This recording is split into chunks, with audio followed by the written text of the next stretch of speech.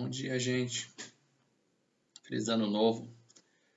Que Deus possa tocar o coração de cada um de nós e nos fazer um ano bom, bom, correto, um ano que a gente sirva a Ele, que a gente viva uma vida correta, sem pecado, sem maldade, por mais que ainda nós temos uma natureza pecaminosa que nos leva a pecar. Que o Senhor possa nos guiar para cada vez mais nos santifiquemos e nos afastamos de todo pecado voluntário que destrói as nossas vidas, né? Como vocês sabem, eu faço uma série de versículos sobre um tema específico. Hoje é Jesus, a segunda vinda de Jesus, né? Que é quando ele voltar para reinar como rei. Bom, vamos lá. Na mesma visão que tive naquela noite, vi um ser parecido com um homem, que vinha entre as nuvens dos céus. Ele foi até o lugar onde estava aquele que sempre existiu e foi apresentado a ele. Daniel 7:13. Jesus saiu do pátio do templo e, quando já estava indo embora, os seus discípulos chegaram perto dele e chamaram sua atenção para os edifícios do templo. Então ele disse: Vocês estão vendo tudo isso? Pois eu afirmo que isso é verdade. Aqui não ficará uma pedra em cima de outra, tudo será destruído. Mateus 24, 1, 2. Como vocês sabem, o templo foi destruído de Israel antes de Jesus voltar, né? Como ele havia prometido. Israel foi destruído como uma nação também e foi reconstruído só recentemente. Por isso nós sabemos que Jesus está para voltar, né? Porque ele provavelmente vai ser erguido o terceiro templo, onde Satanás vai reinar. E a gente vai ver o fim. Bom, aqui, vamos continuar esse versículo, tem mais ligação com o tema. Como foi no tempo de Noé, assim também será nos dias de antes da vinda do Filho do Homem. Todos comiam e bebiam, e os homens e as mulheres casavam, até o dia que Noé entrou na barca. Depois veio o dilúvio e matou a todos. Lucas 17, 26 e 27. A gente hoje vê o mesmo processo, né? A igreja avisando a humanidade para se arrepender dos seus pecados, para viver uma vida correta, sem fazer o mal, crer em Jesus Cristo, acima de tudo, né? Que ele veio para morrer pelos nossos pecados. E muitos zombam, brincam, blasfemam, tiram sarro e não estão vendo que os sinais, né? Aí você vê terremotos, tsunamis, furacões, né? Todos esses sinais que por mais que existiam sempre, você vê eles atacando a humanidade, nem assim as pessoas, muitos têm temor, né? Não tem medo da morte, não tem medo da destruição que Deus vai enviar. Homens Lucas 17, 26 e 27. E vivem a vida como se Deus não voltasse, né? Como se Jesus não fosse voltar. Vivem uma vida de pecado. Bom, continuando. Homens da Galileia, por que vocês estão olhando aí para o céu?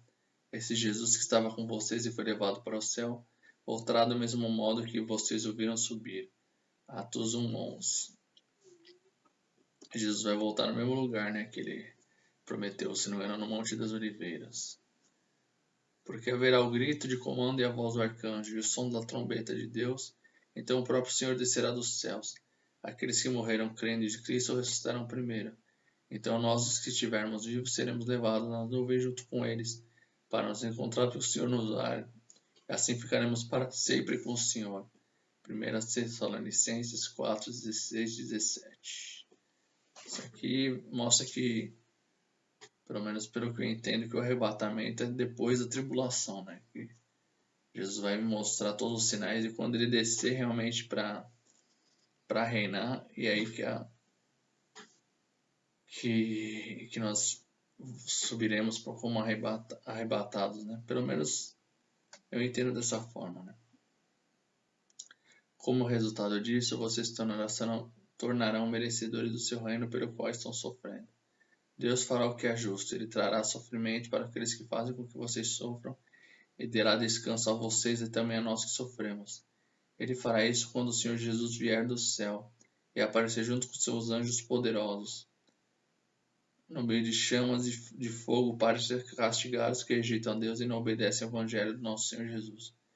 Eles serão castigados com a destruição eterna e ficarão longe da presença do Senhor e de seu glorioso poder.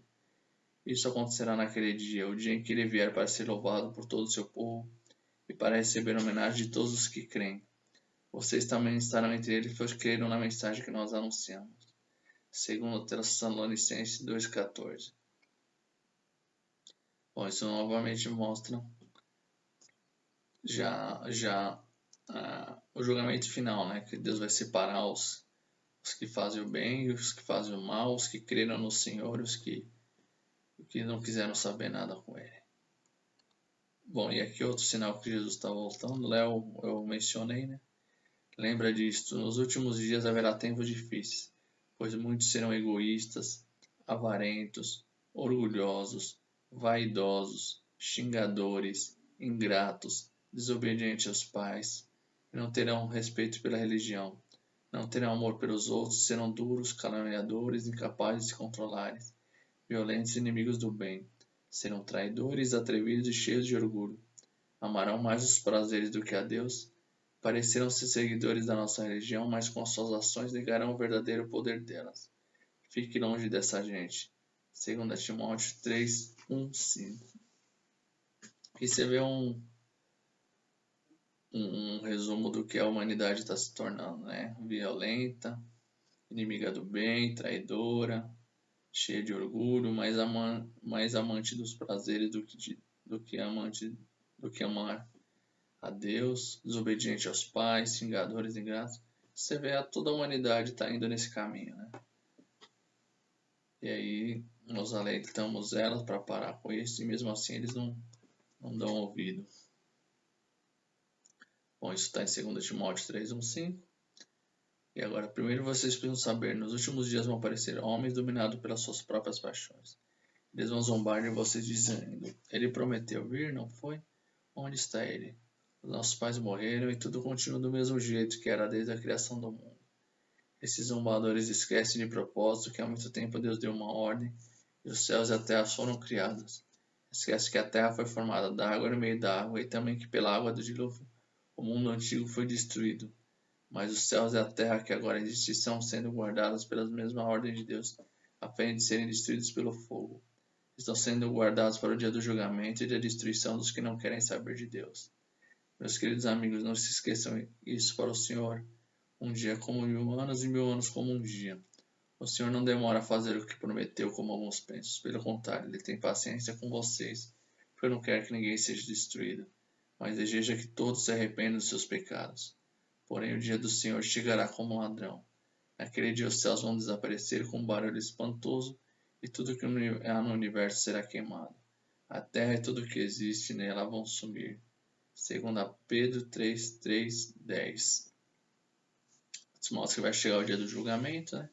Que vai ser com um meteoro que vai iniciar, né? Eu entendo, né, que esse dia do julgamento é o início do processo do julgamento final, né? Vai cair um meteoro, vai destruir boa parte da Terra, vai continuar tendo os outros sinais que é mencionado em Apocalipse, e Deus constantemente, mesmo nesse intermédio, quer que as pessoas se arrependam, por isso o julgamento vai cada vez mais sendo mais pesado, para que cada vez mais as pessoas possam se arrepender e ser salvas. Mas isso está próximo, né? A gente já vê os sinais por aí, né? A NASA se preocupando com os meteoros, a humanidade querendo sair do planeta, as guerras nucleares provavelmente podendo acontecer, as pessoas zombando do fim do mundo, né? Achando que tudo vai continuar desse jeito, não tendo temor de Deus, brincando com o pecado, valorizando tudo que Deus ensina que é errado, não tendo temor, né? Não tendo respeito. Bom, é isso que eu tinha que falar um pouco sobre a segunda volta de Jesus. Espero que tenham gostado, espero que vocês peguem os versículos que eu coloco e vocês possam meditar e deixar Deus falar com vocês, que é o mais importante, é isso, né? Eu não procuro não falar tanto nessas pregações, porque eu deixo que o Espírito Santo mesmo fale através dos textos para vocês. Eu cito alguns textos, às vezes dou um pouco de interpretação, mas o intuito sempre é que vocês possam ouvir a Deus. Amém? Por conta de vocês mesmos. Que Deus abençoe, em nome de Jesus.